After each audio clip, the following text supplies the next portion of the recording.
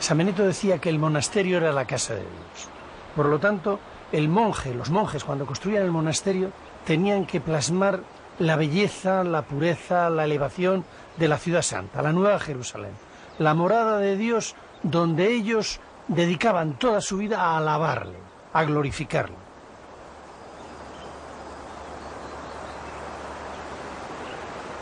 Todas las personas que visitan monasterios se asombran de lo bien emplazados que estaban.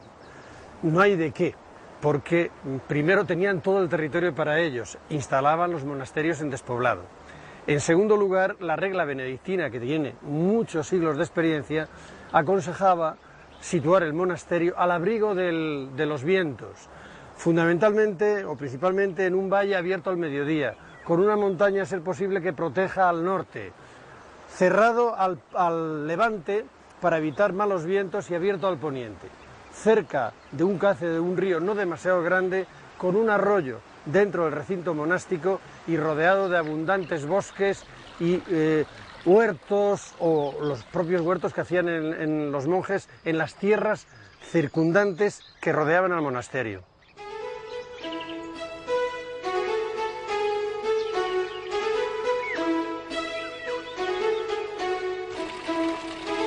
Los monjes iban a vivir toda su existencia en un mismo emplazamiento. Por esta razón tenían que elegirlo muy bien. Era fundamental, evidentemente, la belleza del lugar, pero también que fuera un sitio práctico y sobre todo con agua. El agua era vital para la buena marcha de un monasterio, para la higiene, para el cultivo de la huerta, para mover los molinos e incluso para cultivar peces. Había piscifactorías en algunos casos en los monasterios.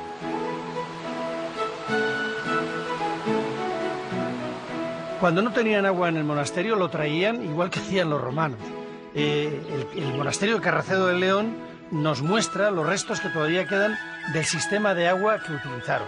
Pero en la mayor parte de los casos el agua estaba en el propio monasterio. Incluso tenía extraordinarios manantiales dentro.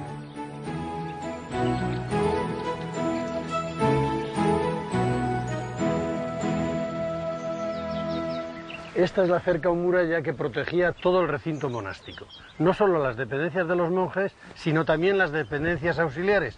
Un monasterio era una pequeña ciudad que tenía que tener dentro de sus muros todo lo necesario para la vida completa, no solo de los monjes, sino también de los criados y de los visitantes. Por lo tanto, tenía talleres, hospedería, habitaciones de los legos, molino, etcétera, etcétera. Esta cerca albergaba todo el recinto monástico con todo lo necesario para la vida calma y tranquila en autarquía de aquellos recintos. En un monasterio no solamente vivían los monjes, que eran el alma del monasterio. Estaban los novicios que iban a ser los futuros monjes, los hermanos, los legos, los criados, y también estaban los enfermos de la enfermería y, bueno, los peregrinos y los pobres que acudían periódicamente a recibir sustento entre las paredes del monasterio. Pero los señores, los verdaderos protagonistas del monasterio eran los monjes. Estos tenían un recinto especial para ellos. Todavía lo tienen en los monasterios que visitamos. Este recinto se llama clausura. Y dentro de la clausura no pueden entrar más que las personas que ellos autorizan y cuando las autorizan. Así pueden gozar del sosiego, de la paz y de la quietud para realizar su vida monástica y dedicarse con paz y tranquilidad al culto divino.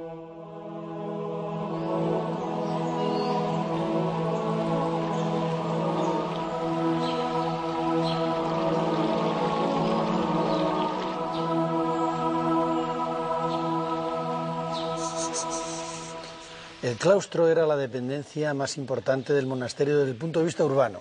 Es la plaza mayor del monasterio. En su entorno se sitúan todas las dependencias del mismo, fundamentalmente la iglesia, que se sitúa al norte, y el refectorio al sur. Es un lugar de intimidad, es un lugar de recogimiento. En torno a él paseaban los monjes y trabajaban y oraban. Y eran los claustros, como en este maravilloso de Silos, el más emblemático de España, donde los canteros dejaban las mejores muestras de su arte.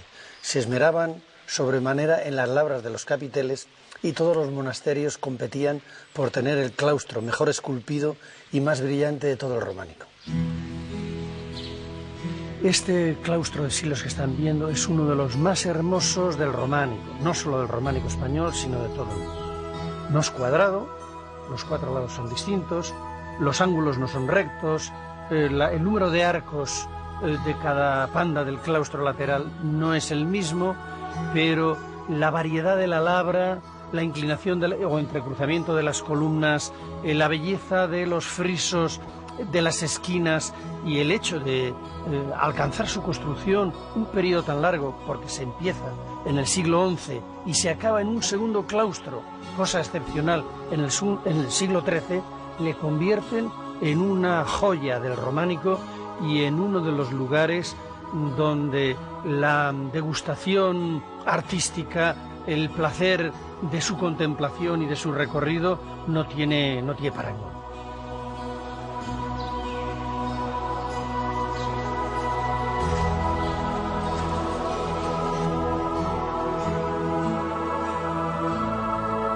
Han sobrevivido muy pocos claustros románicos y es por culpa de las transformaciones de los monasterios. En algunos casos el claustro original sobrevive porque se ha hecho otro al lado.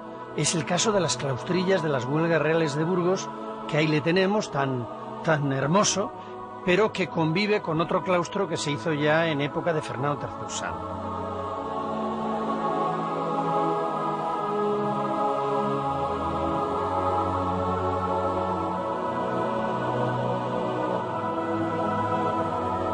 Cada claustro tiene 4 alas o pandas y cada una de ellas tiene una función precisa.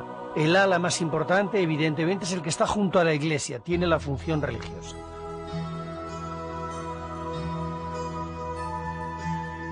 Normalmente también está el scriptorium o el librarium y tiene allí los libros para la lectura con una función cultural espiritual. En otro lateral será el del capítulo, que también tiene que ver con el gobierno del monasterio, y el resto ya tiene más que ver con el cuerpo, son los que dan a la silla o el refectorio. En medio suele estar la fuente.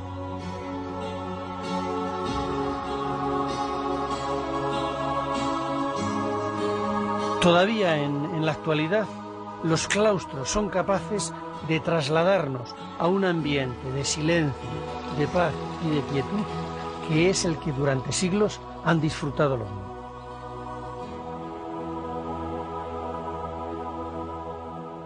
Una de las características de la iconografía románica es la riqueza en la decoración, en los capiteles, fundamentalmente animales, escenas bíblicas, etc., escenas fantásticas. La reforma cisterciense viene a combatir este lujo, esta profusión que podía distraer a los monjes y a las monjas.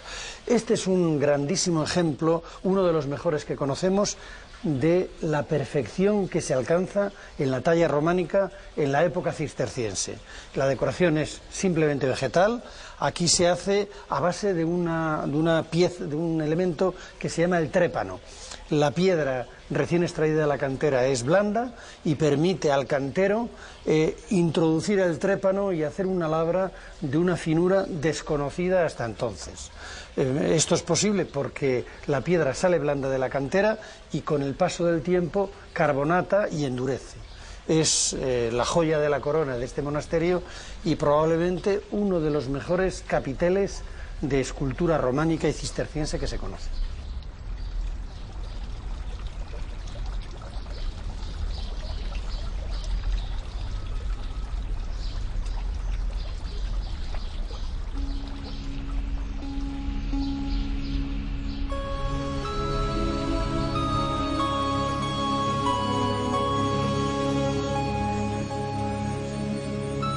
Curiosamente, uno de los claustros más atractivos, más misteriosos, más cargados de misterio y de, vamos a decir, de energía, es un claustro que no tiene cubierta ni uso actualmente, el de San Juan del Duero.